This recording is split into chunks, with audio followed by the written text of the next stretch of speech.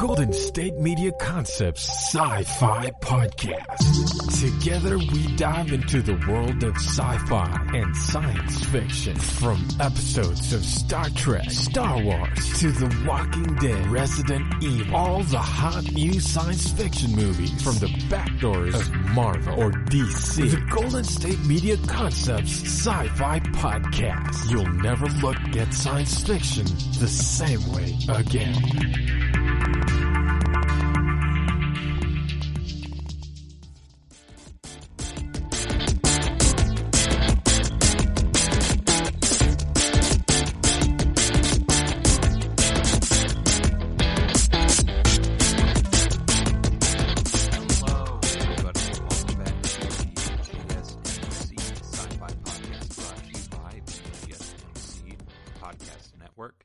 I am your host, Keith, and it is April 8th when I'm recording this. I don't know when you're listening to it.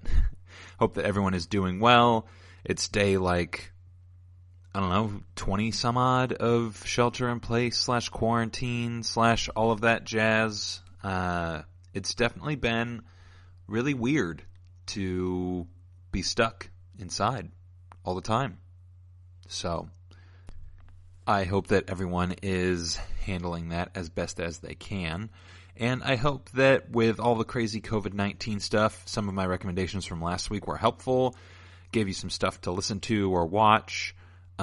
We, this week, are kind of going to be getting back to some of the more familiar content and doing another deep dive into a couple of films that I really enjoy, one of which I just watched for the first time last night.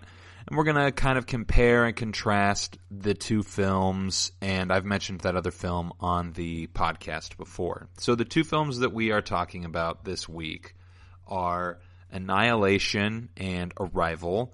And I've mentioned Annihilation on the podcast before. Both of these films came out within a 2-year span. Arrival came out in 2016, and Annihilation came out in 2018. Both of them star a strong female lead. Amy Adams is the star of Arrival. Natalie Portman is the star of Annihilation.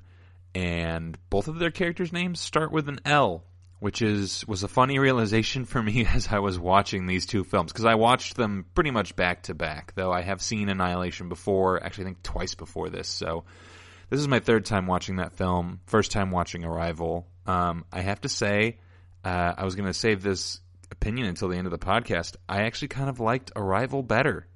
It had a little bit more emotional resonance for me, and that can be good, can also be bad. It just depends on what you're looking for out of your, viewing experience when it comes to watching movies. So, they deal with very similar thematic elements and philosophical principles. I'll be giving a basic breakdown of each film and the important philosophical elements that each film focuses on, as well as how we can kind of take these two films and compare and contrast what they do effectively and how they shape our perception of the world around us for the better ultimately. And also kind of talk about, what about these films is effective science fiction storytelling, what about these films is really good, and where are the similarities and the differences and the strengths and the weaknesses.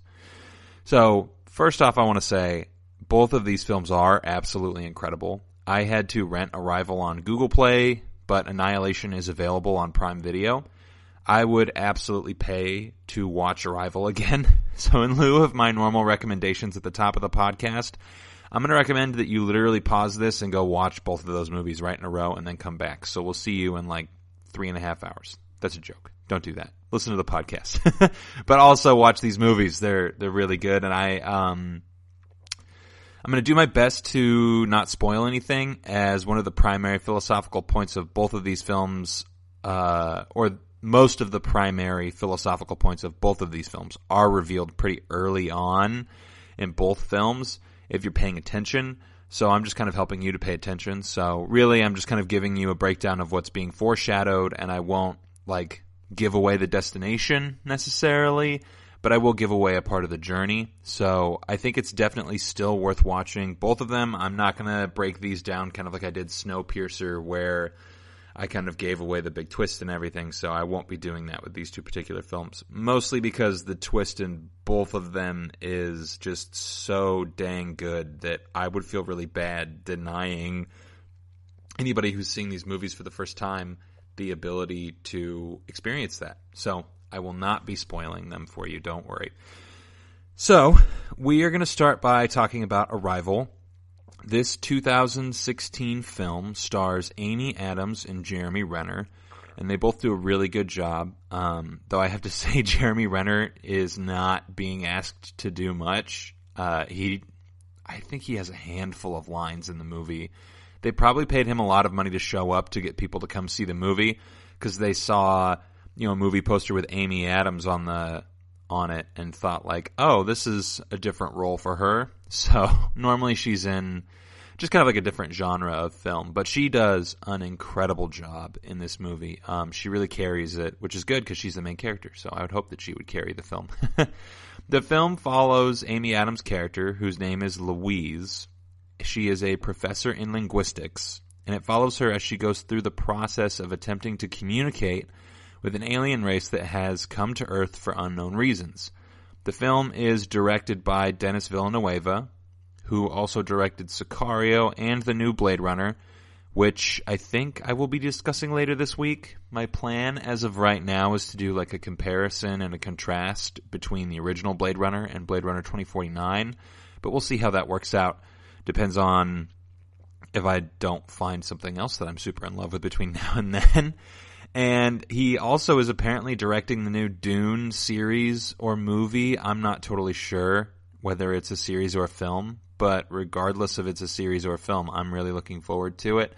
It's funny, I feel like a lot of science fiction directors really like to kind of stick in that niche of directing science fiction and writing for science fiction, because both directors of both films today, pretty much most of their body of work is in this like trippy or wacky out there science fiction that features some sort of like philosophy or weird premise to it. So, people find a niche, they figure out what they're good at, and they stick to it, and there's nothing wrong with that, but I just think that that's kind of funny. So, getting right into Arrival. I think that the primary principle at work in Arrival is the Sapir-Whorf hypothesis, and this is something that is mentioned in the movie. It's also known as linguistic relativity. The basic gist of the hypothesis is that language dictates perception, and therefore, if you learn a language that is based in alternative perception of the world, it will change your perception of the world also. We have kind of briefly discussed this idea on the podcast before, and I am thinking that now is a really good time to take a deeper dive into that idea. So it's revealed pretty early on in the film, I think right at the beginning actually, that Amy Adams' character has had her perception of time permanently altered because of her interactions with the aliens, who are labeled hexapods at some point in the film, because they have 7 legs, I think is the thing. They're kind of like these squid-like creatures. If you watch the trailer, it'll show you, so I'm not ruining anything by telling you that. The reasoning behind the idea of linguistic relativity is how they explain the phenomena of Amy Adams' character losing her sense of time or having an altered perception of time. As the film begins, we see Louise kind of like going through her daily life. Obviously, we see like the touchdown and how it affects society, and we'll kind of talk about like compare and contrast that with the way that Annihilation handles an alien event, because the way that the two handle them is very interesting. There's a lot of military involvement, but one is very public and one is top secret, so it's interesting. So as the film kind of gets rolling, Louise enters the ship with Jeremy Renner's character for the first time in an attempt to communicate with the hexapods. And I really want to mention the cinematography here because it is absolutely breathtaking. Each shot in this film is meticulously laid out, and it creates a really, like, the perfect atmosphere of mystery and intrigue. And I would be absolutely missing out, or letting you miss out, if I didn't tell you that the soundtrack to this movie is Like, seriously, it's impeccable. The mood, the tone, and everything are accented perfectly by these beautiful melodies and harmonies in, like, both very simple and very complex compositions. And I could talk about the soundtrack to this film all day. It's better than Interstellar, and Interstellar's soundtrack was so good that just listening to it made me weep. So, yeah, take that for what it's worth. So we're going to take a quick commercial break, and then we'll get more into the philosophy in the film Arrival.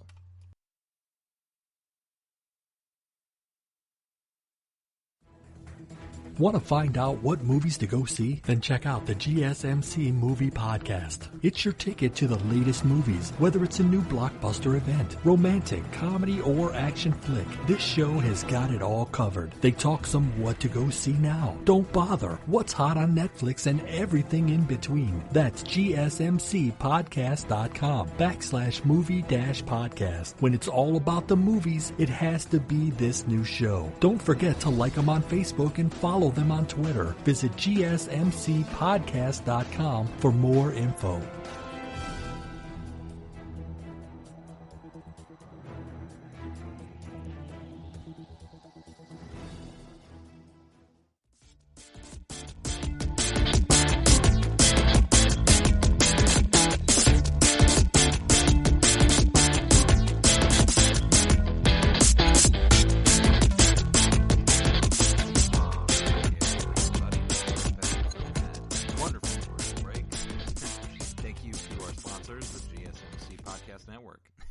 So right before the break, we were I was waxing poetically about how beautiful the soundtrack for Arrival is. It is beautiful. The soundtrack for Annihilation is also incredible. So actually, both of these films, just most of everything in them is so good.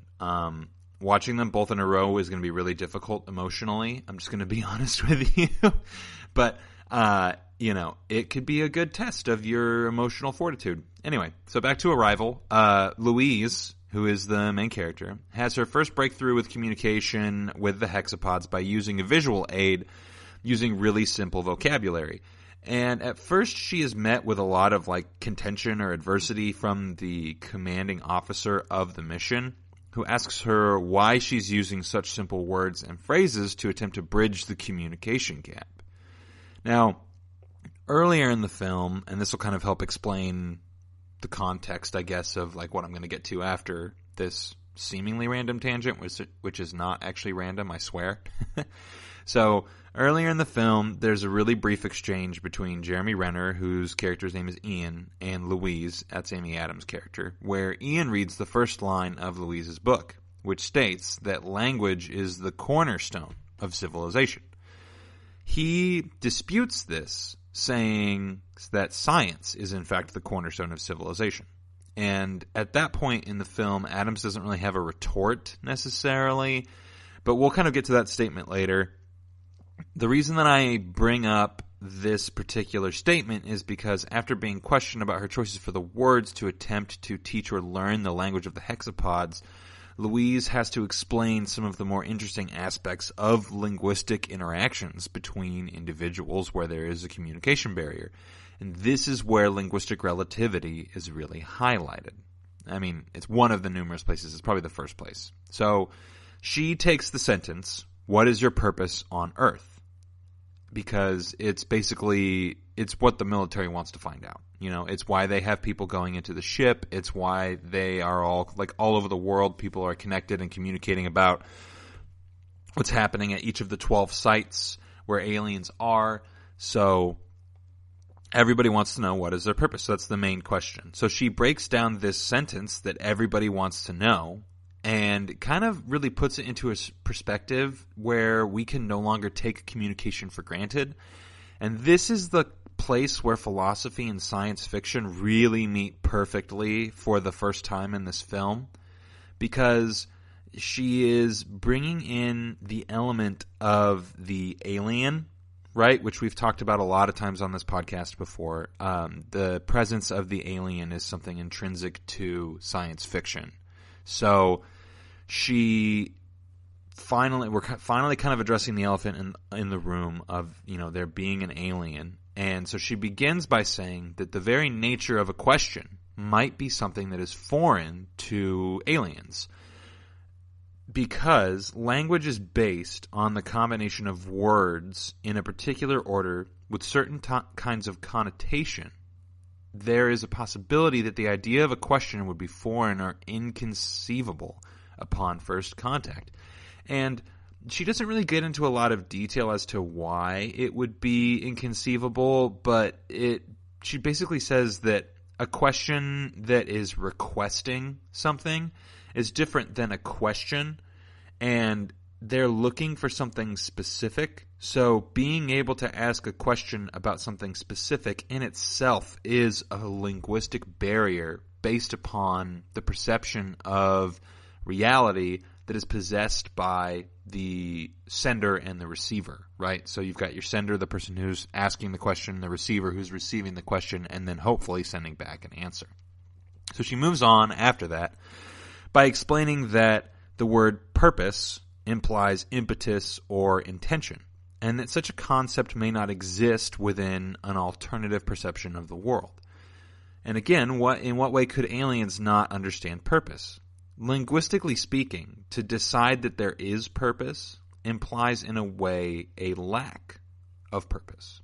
And this is due to the dichotomous nature of language itself, which is something that a lot of people kind of overlook when it comes to breaking down or understanding the world around us. The presence of purpose implies a lack of it, because it is not that we came up with a word to describe purpose because we did something and said, this has purpose.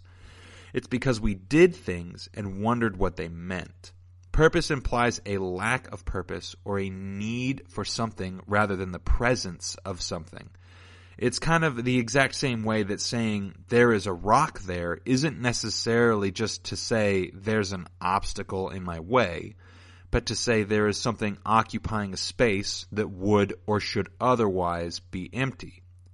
So if an alien race did not possess the same concept of lacking in purpose and simply understood things as being,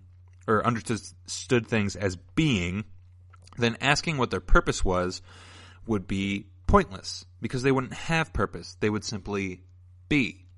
And I've mentioned this short story a bunch of times. I'm sorry for bringing it up again, but it's that very idea is kind of the primary principle at play in the Ray Bradbury short story about the spherical beings on Mars. Because to those beings, things simply are, and there is no lacking of purpose that would necessitate a purpose. Everything happens in accordance to its plan or its destiny. So there is no purpose because it simply is. It's a way of absolute being, which I kind of mention religious things later on because there are some pretty, I guess, light but obvious religious undertones to this whole thing. So absolute being is a concept within theology that I'm sure will get brought up again at some point in this podcast. You know me. I can't not avoid anything philosophic or theological or psychological, so I'm sure that I'll talk about it at some point. So, after she explains the idea of purpose, right, she then moves on to the idea of pronouns, which is he, she, they, etc., by explaining that the idea of your implies ownership, which, as we know from interactions between European settlers and indigenous tribes, is not a universally understood idea even between humans. The idea of property ownership was one of the primary conflicts in Europe that drove the practice of colonization, because people wanted the ability to own property and own land. But pretty often when they went somewhere else where there were already indigenous populations, that the perception of ownership wasn't present in those tribes. So we can see that there's a real world conflict between something that is alien or more advanced. And I say advanced with a grain of salt because it's not necessarily true that the idea of owning a plot of land is advanced or more advanced than not owning it. It just happens to be the dominant worldview, so it's viewed as being advanced. I'm not putting any particular weight into it. So if we look at the real world conflict between something that is alien, which is the idea of ownership, and a language that lacks a specific concept, i.e. ownership of a piece of land, then Louise says that the word you in itself could be problematic because it also implies individuality. Not just ownership, but individuality.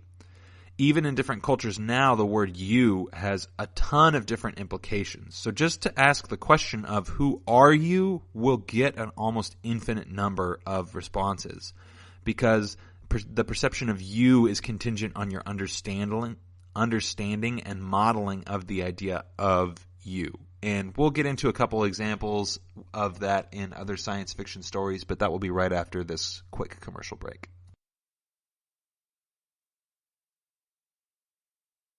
Tired of searching the vast jungle of podcasts? Now listen close and hear this out. There's a podcast network that covers just about everything that you've been searching. Hey! The Golden State Media Concepts Podcast Network is here. Nothing less than a podcast bliss with endless hours of podcast coverage. From news, sports, music, fashion, cooking, entertainment, fantasy, football, and so much more. So stop lurking around and go straight out to the Golden State Media Concepts Podcast Network. Guaranteed to fill that podcast itch. Whatever it may be. Visit us at www.gsmcpodcast.com. Follow us on Facebook and Twitter, and download us on iTunes, SoundCloud, and Google Play.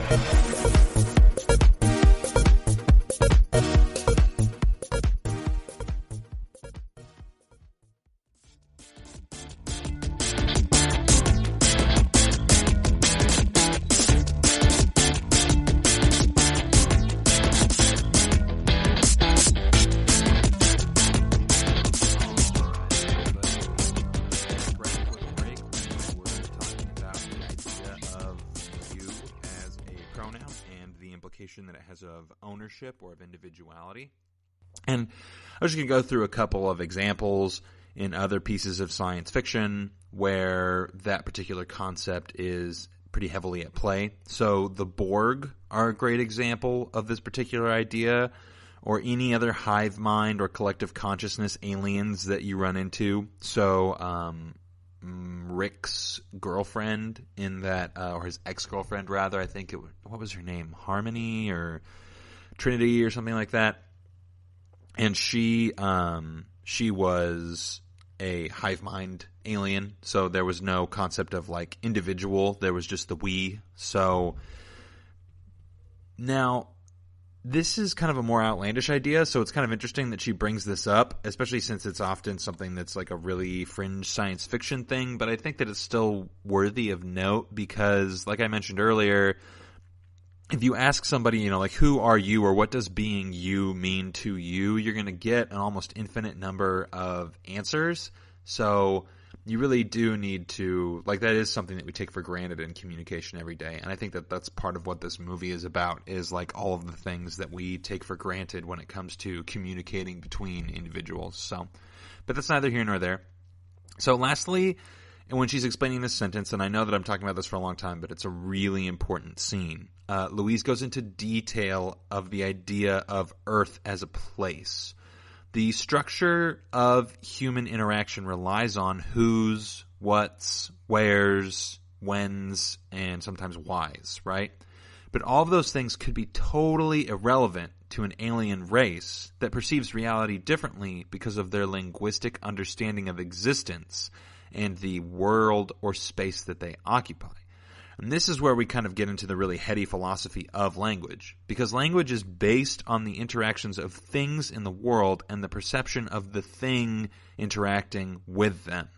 And I've said this before, but all those things are really just representations that are confirmed and perpetuated because they become advantageous to survival based on their success or failure. And this is really the basis for the statement that language is the cornerstone of civilization.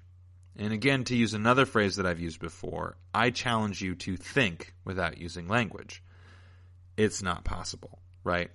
Because any categorization of anything in itself is language. even an image is only meaningful because of the meaning or linguistic representation that we give it in relation to the world around us.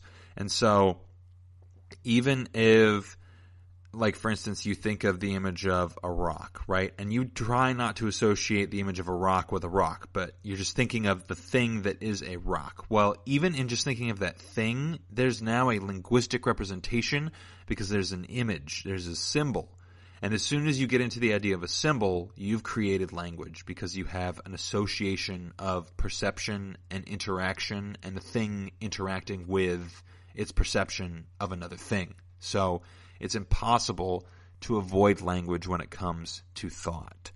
So, and again, the imagery is only meaningful because of the meaning or linguistic representation that we give it in relation to the world around us. It's only valuable to know that that's a rock if you don't want to stub your toe on it, right?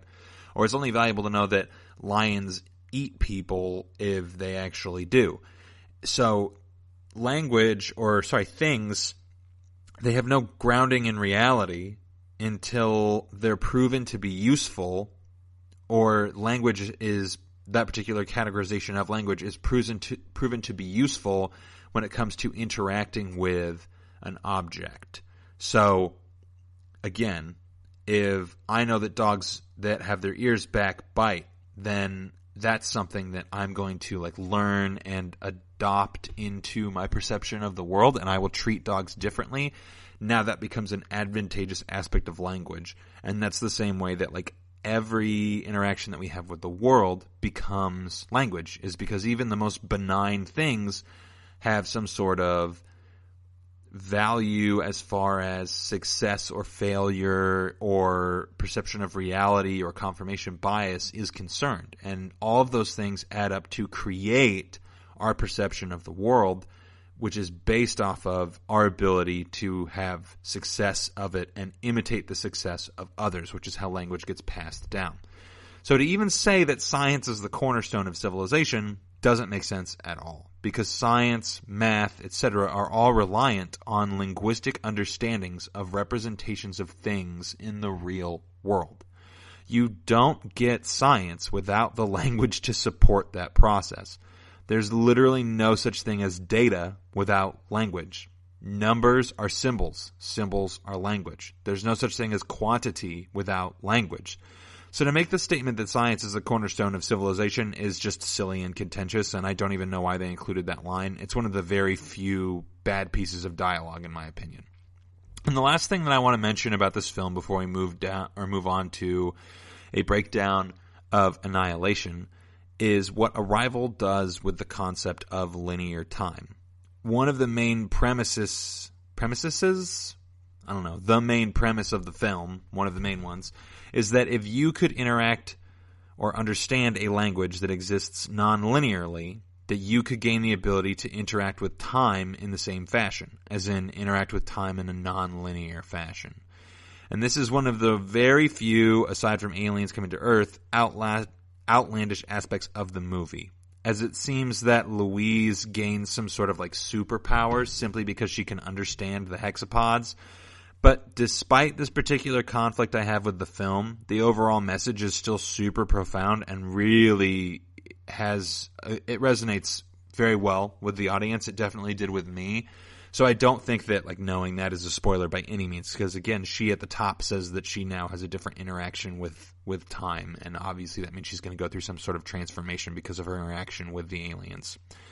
The primary reason for my conflict with this idea is that a relationship with time in any regard implies either a linear interaction with it or some form of omniscience or all-knowingness, right? Which if the intent was to imply that the aliens were gods and therefore had some form of omniscience, then I could understand. And if there was an implication that they could gift a small portion of omniscience to an individual who is able to understand their language, then I could understand that too. But there are some suggestions of that idea in the film.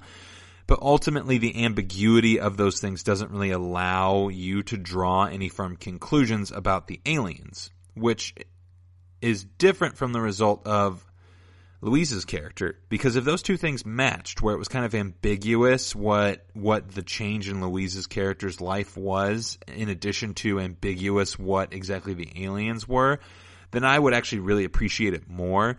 But the result of Louise's character development is not nearly as ambiguous as the presence or the purpose or the origin of the aliens. And that really was my only point of conflict with this film. Other than that, I really loved it. It's an incredible piece of science fiction. So we're going to take another quick break, and after that, we're going to get right into Annihilation. So we will be right back.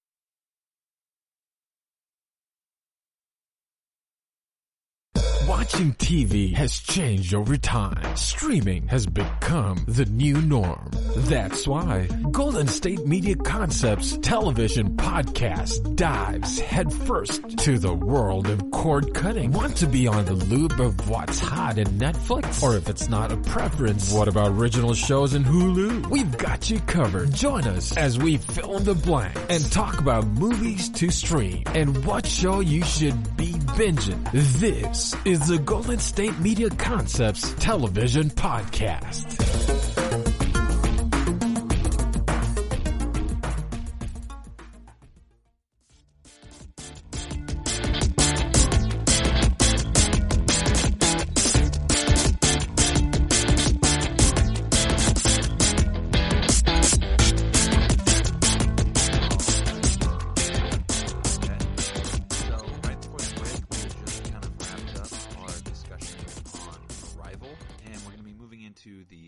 That I'm going to be talking about today, which is Annihilation. I've mentioned it on the podcast before. I think I've even done a little bit of an in-depth look at it, but we're going to be looking at it even more in-depth today, and then spending the last segment of today kind of comparing and contrasting these two films and talking about what they both did well and the ways in which that they kind of effectively alter our perception of reality. So, Annihilation is a 2018 film starring Natalie Portman that is directed by Alex Garland, who was a writer for films like Ex Machina and 28 Days Later. Again, kind of like showing that he is, I guess, a niche director would be the best way to phrase that. So, stick with what you're good at, Alex. The film is about a woman named Lena, played by Natalie Portman, and a team of scientifically minded military women who lead an expedition into a slowly expanding alien phenomena called the Shimmer in order to find out more about its effects on the surrounding areas and discover its source, which is said to be like a lighthouse in the middle of a national park. The film focuses on another universal property of the human experience and our interaction as a species with reality, just like Arrival does, but does this through like a more biological or psychological lens. The film begins by establishing Lena's character as being someone who is firmly ensconced in self-destructive behavior. She is undermining her marriage, and she's also undermining the grieving process after the believed loss of her husband, who we quickly find out isn't actually dead, though it's kind of ambiguous. But we also quickly find out that he may as well be dead, as he is suffering from some pretty severe medical issues. And from this point on, Lena's character quickly becomes a prime candidate to join the next expeditionary force into the Shimmer. And unlike Arrival, Annihilation doesn't really get into the philosophy or the psychology, like those themes within the film, until like the middle or the later portions of it. It deals with some pretty heavy subjects like grief, loss, mortality, pretty early on. And the film is full of just like incredible cinematography and visual effects, as well as impeccable character development and some really good like science fiction horror. But the meat of what I want to talk about really comes to fruition as we learn more about the characters and their journey, as well as what it is that the Shimmer is doing to its surroundings. So, in the film, the area that surrounds the alien anomaly that centers at the lighthouse is called the Shimmer. And it is this slowly expanding area that has like complete and total, I guess, like a magnetic resonance that prevents any kind of like cameras or electronics or drones from going inside it, but it's not radioactive enough, at least from the readings on the outside. It's not radioactive enough for them to think that it isn't safe to send people into it, though we find out that pretty quickly it's not, because none of the teams and none of the individuals who return from the Shimmer are, well, they don't exist. Only one person returns, quote unquote, and like I mentioned earlier, that person is suffering from some pretty severe medical trauma. So as they enter the Shimmer, because the beginning of the film is mostly just kind of like character exposition and finding out a little bit about each of the characters, we pretty quickly find out that the Shimmer interacts with human psychology in a really weird way. As, like, I think the first scene after they enter, they wake up in their tents, and everybody is asking each other, like, hey, do you remember setting up camp? Do you remember how long we've been here? Or they do like a food rations inventory, and they realize that it's been, I think, 3 or 4 days is what they say. So they're all very confused, understandably. And as they walk through the Shimmer, like the first thing that they encounter that starts to kind of like pique their interest as being weird, aside from the fact that they can't remember anything, are these like plants that are essentially several different, what would normally be several different species of flowers growing on the same vine, which the main character, Lena, she's a biologist, says like isn't possible because that would mean they'd have to be the same species. But I think that like if you look at modern agricultural practices, that's not necessarily accurate, because you can literally graft the branches of like an avocado tree onto the like trunk of almost any other fruit-bearing tree, and you'll still get avocados off of that branch. So I don't necessarily think that that's a good example of what the Shimmer does, but we very quickly do get a good example of what the Shimmer does, because after they see the plants, they run into an alligator or crocodile. I don't think it really matters, and you'll find out why in a second. And this creature, it attacks them, and they kill it. And as they're examining it, they realize that it has the characteristics of like multiple different creatures, all featured on the same animal. So it has like the teeth of a shark, but it is in the jaws of a crocodile. So we are already starting to see kind of what it is that the Shimmer does. And they mention this, I think, about 20 to 30 minutes into the film, so I don't feel like I'm spoiling too much. And again, the ending of this film is what makes it really good, and also the journey to the ending. So kind of knowing in advance what it is that the film is about isn't really going to ruin it for you by any means. But the Shimmer serves as kind of like a prism or a multitude of prisms for biology. And because the brain has biological functions that dictate our perception of reality, the Shimmer messes with your brain in addition to other aspects of your biology.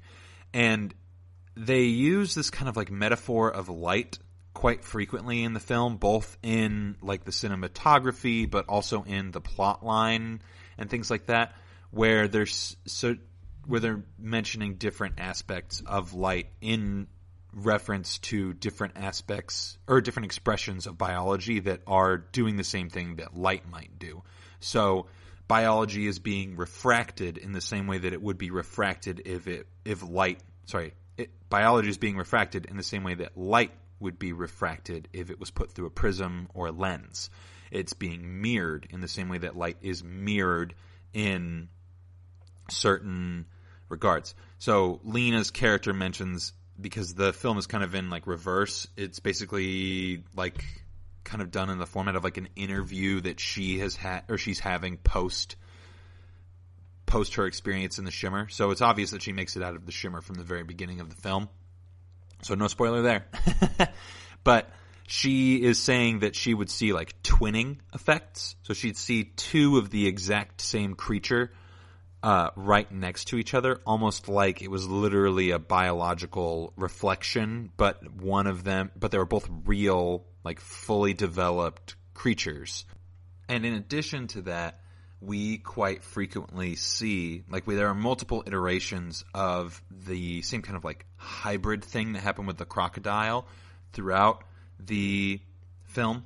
There is a couple of pretty terrifying scenes that involve like the horrific effects of that biological warping caused by the prismatic effect of the Shimmer that really helped to make the film like more than just about this abstract philosophic idea, but also like the kind of like challenge the perception that we as individuals have of what is like normal, because the effects of the Shimmer are so drastic at their core, but ultimately like not necessarily destructive. It's kind of playing on the idea in physics that there's no such thing as a loss of energy. So things are kind of just being transformed or reflected or moved around in ways that they otherwise wouldn't be able to because of the energy of the Shimmer. And we're going to take another quick commercial break right now, and when we get back, we'll talk more about Annihilation.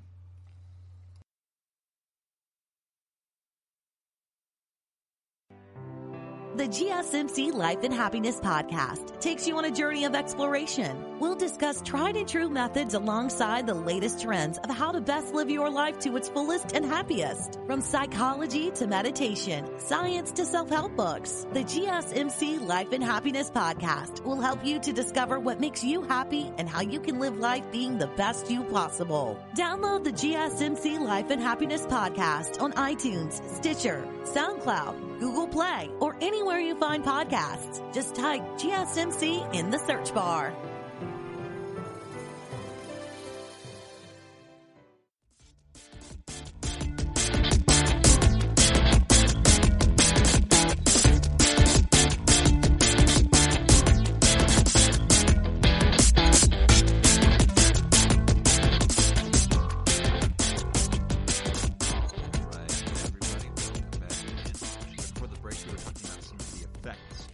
Shimmer in the film Annihilation, and we're going to kind of get into more about that film as we come towards the end here. So as Lena and her team advance further into the Shimmer and get closer to the source of it, which is the lighthouse, they start to encounter more and more kind of like oddities or weird things that really throw off their perception of what they believe to be normal. And I think that kind of what I wanted to touch on here as far as like a philosophical idea that the film is trying to address is with the imprinted behaviors that occur within the human genome. At the top of the film, it's mentioned and made pretty clear that Lena is self-destructive in subconscious and malicious ways. And it's because of this self-destructive tendency that she wants to enter into the Shimmer. And this is a theme that we see pretty heavy-handedly throughout the film, where they're constantly talking about this idea that one of the core aspects of humanity is that it self-destructs.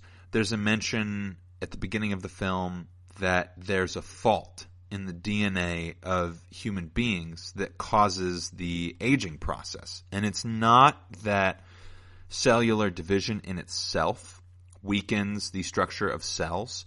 It's that there is fault in the genetic structure of the cell at some point that causes those cells to replicate at slower paces or imperfectly or in some cases cancerously. So the shimmer is in a way kind of like refracting and altering that concept pretty much throughout the entire film. So as we go deeper into the shimmer with the team, we start seeing these self-destructive behaviors and patterns coming out of individuals, both in the way that they interact with each other and interact with the world, and the very fact that they're on the mission in the first place. And I think that that is a very interesting philosophic idea. There's a novel called White Noise by a gentleman named Dan DeLillo. That's just a long way to say White Noise by Dan DeLillo or Don DeLillo. I can't remember exactly. Where there's this specific discussion of what is it that makes life valuable. Is it that life is valuable because there is a constant threat of death? Or is it that life is valuable in itself? Or is it that life is valuable because we give it value? So what is it that makes human life special? Or what is it that makes life in itself special? What is it that makes experience special? So I think that one of the things that this movie examines pretty heavily is what about the self-destructive tendencies of human beings makes human beings human. And as we get towards the end of the film, I don't want to go into exact detail about the ending of the film or the scene in itself, because it just is just powerful when you finally get there. I'm not even going to tell you any specific details, but basically there's this idea presented of mimicry, of mimicking the behaviors of a thing that is self-destructive and what the results of that are. And I think that what makes the movie powerful is that when we kind of look at our lives and we look at the people that we interact with, the ways that we interact with them and all of that, ultimately what we're doing is mimicking. We are mimicking the things that were modeled to us as children. And so the alien concept in this movie is that this alien thing is acquiring and refracting and experimenting with this biological data. And I think that the film is trying to say that biology and psychology are somehow tied together within the genetic makeup of human beings, which is why it's a human characteristic to be self-destructive rather than it just being the characteristic of certain individuals. It is a natural human trait imprinted on our DNA to be self-destructive, because the very core of what composes our bodies, our biological makeup, is in itself self-destructive. Because in an ideal situation, there's no reason that cells wouldn't be able to divide perfectly for an infinite amount of time. But because there's something hardwired into the genetic material of individuals, death is inevitable. So there's kind of this like play on ideas or examination of that impact that has on us as individuals, which I think is really powerful, because when you look at your life or you look at the things that you do, you know, when you're trying to do self-improvement or self-actualization, then often what you have to do is go back to the core of it, back to the origin. And what this film does is say, like, well, what if there's this thing that went to the origin and messed with it, and then something different came out? Or it ultimately ended up mimicking those things that were destructive in the end, or mimicking those things that were destructive from the beginning, and in the end, you know, suffers the consequences of having mimicked those things or having acquired that information or that data in the first place. And I think that's part of what the film does when it creates the cognitive distance that it does for us to reflect on. Because when you watch like a science fiction thriller horror movie, which is kind of what I would say this is, it fits into several genres really. When you're watching the film, it's not obvious necessarily that it's trying to make a commentary on, for instance, like the psychological scarring that happens during childhood. But because it creates such a large gap of cognitive distance between your perception of reality and the suspension of disbelief necessary to enjoy or engage with the film. When you get to the ending and it's making you reflect back on the things that you perceive to be normal or the things that you kind of take for granted in regards to your behavior or the way that you perceive the world, it's created so much distance that you can find an almost infinite number of different meanings or purposes within the film, which is part of what I think makes it really good. So that pretty much does it as far as Annihilation is concerned. So now we're going to kind of move into like a comparison and contrasting between these two films section. So first off, like I mentioned at the top, I like Arrival a little bit more than Annihilation, just because I felt like Arrival was a little bit more accessible. It was a little bit less out there.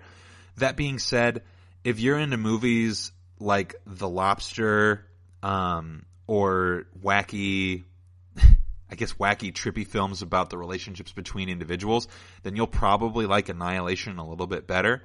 But both of these films they kind of embody the idea of cognitive distancing that I've mentioned from before, because they're both trying to convince the audience to reflect back on the things that they take for granted in everyday life, whether that's communication or the consistency of biology within the things around us, and say like, well, what if those things were different than the way that we perceive them? What if those things were radically changed suddenly, or we were suddenly forced to examine the aspects of those things that we take for granted? And because of the cognitive distance created by the good storytelling, the excellent character development, and the plot twists, they both really effectively get us to a distance where we can look back and reflect on something and come to a new conclusion. If I'm being honest, the first time I saw both of these movies, it really, I don't want to say like messed me up, but it kind of did, because it made me examine things in a way that I had never examined them before. And I think that that's what really good science fiction does, and why I think that science fiction is such a good medium for self-reflection and things like that. So I just have a little bit more to say about both of these movies, and we'll get right to that after this commercial break. The Golden State Media Concepts Travel Podcast, the show that gives you advice on everything travel. We explore places you've always wanted to go, as well as giving tips for traveling in those places. We'll give you advice on the best sites for travel tips, information, and discounts. Join us as we travel the world, explore cultures, and meet new people. The Golden State Media Concepts Travel Podcast has got you covered. Download the GSMC Travel Podcast on iTunes, Stitcher, SoundCloud, Google Play, or anywhere you find podcasts. Just type GSMC in the search bar.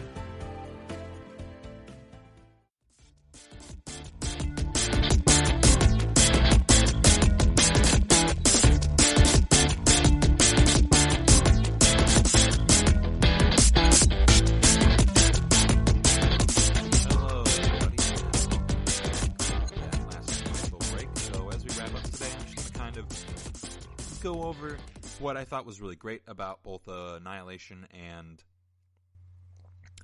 Arrival. Spaced on that title for a second there. I apologize. As I mentioned before the break, both of these films do a really good job of creating cognitive distance from things that we are familiar with in order to get us to reflect on certain aspects of the human experience that we take for granted. Arrival does this primarily with language, where it kind of makes us examine the more basic elements of linguistic interactions between individuals and the world around them, and then says, well, what if we ran into a species that interacted with this core axiom that we believe, that being a linear timeline, and we were able to understand this language, how would it affect our perception of time and the way that we interact with time? And then Annihilation does this primarily with biology, where it says, what if there's something core to the human experience that if it was refracted, that being, cellular biology, if it was refracted, altered, or mimicked by another outside source, what kind of results would we get? And then it kind of forces us to turn back and look on our lives and examine those things that we would normally take for granted and critically think about them and the impact that they have on our daily lives, which is part of what makes these films really great. Now, the other thing that I kind of wanted to mention that both of these films do is they ultimately transfer the alienness of the primary alien in the film. We've talked about the symbol of the alien in science fiction. We've talked about the necessity of alien knowledge as being part of the definition of what makes something science fiction.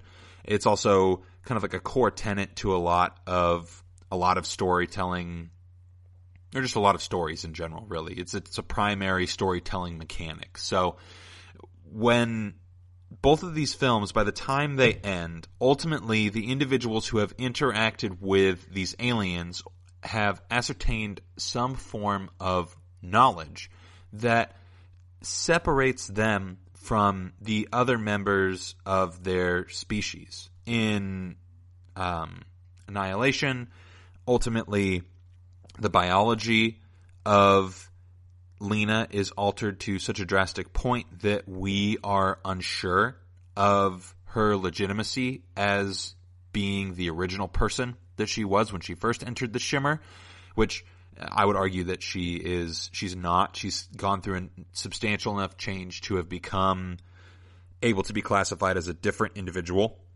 And in Arrival, Louise, I think is her name. It's been like 45 minutes since I talked about the film, so I apologize.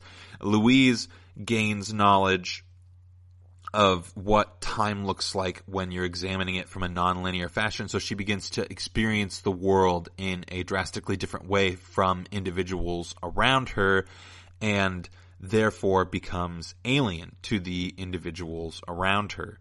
And at some point she kind of mentions the specifics of a certain relationship and realizing why that relationship didn't work out. And that, I think, is kind of foreshadowing to the fact that both of these films take a main character who's very relatable and give them external or new knowledge of the world around them, which ultimately turns them into the alien, even though in both films the film ends with the alien threat no longer being physically present on Earth. But the impact of that alien knowledge is still present on Earth because it resides within 1 to 2 to 3 individuals in each film. And this is something that I think really good science fiction does, because it's kind of playing on the idea of enlightenment. And enlightenment is something that you normally see in like religion, where there's this idea that you reach this certain level of being that allows for you to transcend different aspects of humanity so that you're no longer beholden to them. So a good example of this is like the idea of nirvana, or of becoming no one in Buddhism. They do that in Game of Thrones as well, where what is her name? I can't remember. Ariana Stark, I want to say. Where she goes and joins the Faceless Men, and they tell her, like, you have to become nothing. Well, that nothing is a form of enlightenment. And so what science fiction does is it appropriates that idea and then uses science or philosophy or psychology to say, like, well, what if you could reach that enlightenment? What would that look like ultimately? And the answer is incredibly lonely.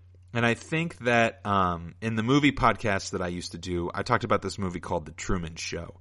And The Truman Show does something similar where it talks about, well, what if enlightenment was available to you readily? Would you choose it?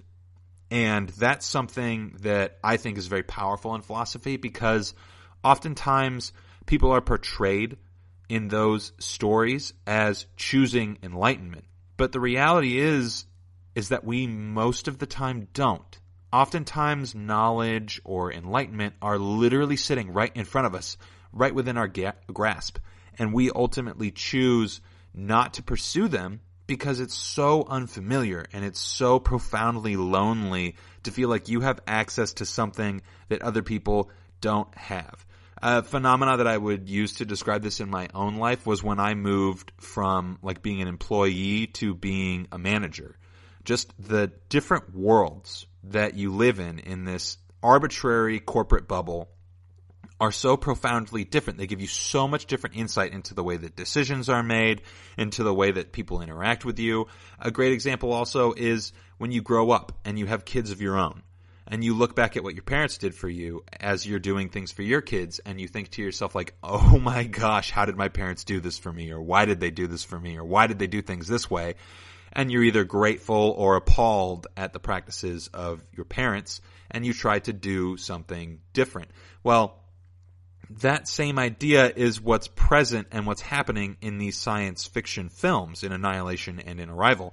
And part of what makes them so good is that the Enlightenment is so cognitively distanced from what we would perceive as being regular or real that we as individuals are forced to a perspective where when we turn around, we see a much larger picture than the one that we would normally see when we just look in the mirror. Because when you're in the middle of a film and you get to the end of it and it's like, oh yeah, aliens made her perceive time differently. What does that look like? It's just so radically different than you just sitting on your couch and thinking like, wow, what if I could predict the future? Like the difference between those two phenomenons? I don't remember. I don't know. The difference between those two things is incredible. And that is what makes good science fiction, is its ability to create and force that cognitive distance that forces us to look at things from a different perspective, forces us to be in a place where when we turn around, instead of just seeing a forest, we see individual trees, and we can examine those trees and think, well, what if I removed that one, and what if I took this one out, and what if it looked this way? And that's just not something that a lot of regular storytelling does. It's, it's much more introspective than that, while still keeping a relatively comfortable cognitive distance from the thing it is that we're examining. So that about does it for us this week. I really appreciate you guys joining me. I highly recommend that you watch both Annihilation, which is on Amazon Prime Video, and check out Arrival. It's available for rent on pretty much any platform that rents movies. So go and rent it. It's well worth the $2 to $3. I think I spent $3 on it to rent it on Google Play, and I really cannot recommend it enough. It was very powerful. I really enjoyed it.